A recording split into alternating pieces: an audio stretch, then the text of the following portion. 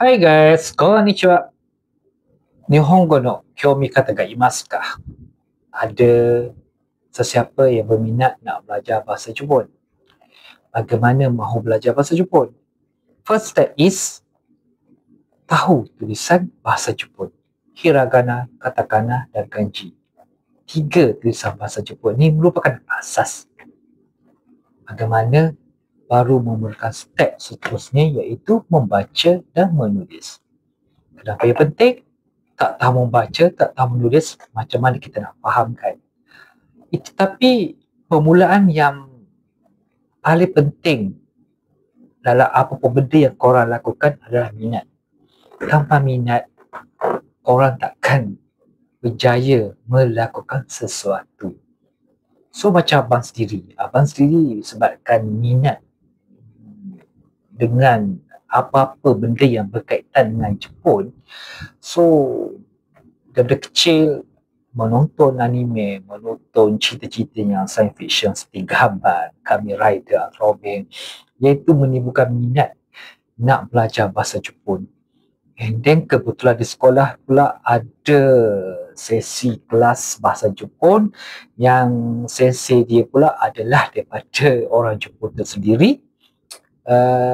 So mulalah abang mula berjinak-jinak dengan tulisan, bahasa, perbualan asas di sekolah dahulu.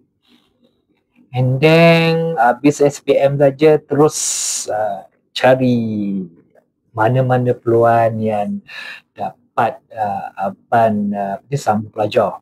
Alhamdulillah berjaya masuk di AAJ ataupun Amban Asuhan Jepun di Universiti Malaya selama 2 tahun. It's so struggle for me to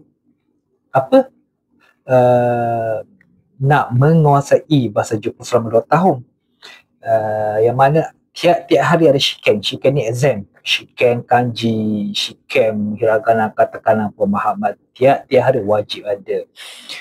Ya, Alhamdulillah berjaya dan teruskan pembelajaran dalam bidang engineering mekanikal di Jepun di Nagoya Institute of Technology. So Alhamdulillah berjaya and then continue dan terus habis belajar je terus masuk di di syarikat Jepun. Walaupun sekarang tak continue dengan Japanese company right now, tapi disebabkan minat dalam bahasa Jepun, still lagi cuba praktik bahasa Jepun sama ada melalui media sosial, penulisan, pembacaan. Dan sekarang disebabkan minat tetap tak ada, so abang buka kelas online bahasa Jepun. Bolehlah ajar, cuba serahkan apa yang ilmu abang ada sekarang ni kepada mana-mana pelajar yang meminati bahasa Jepun. So, siapa-siapa nak belajar bahasa Jepun, stay tune with me. Boleh PM abang untuk macam mana nak join kelas online tersebut. So, apa yang penting, kibo ga areba kanarazu michi ga arimasu. Bermaksud jika ada kemahuan, adalah jalannya. So, gambatte kudasai. Bye.